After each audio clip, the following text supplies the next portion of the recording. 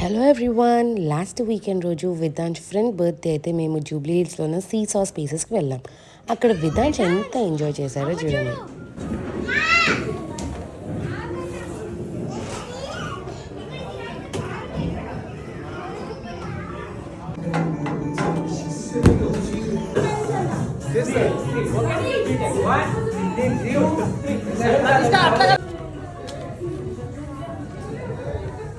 ఇక్కడ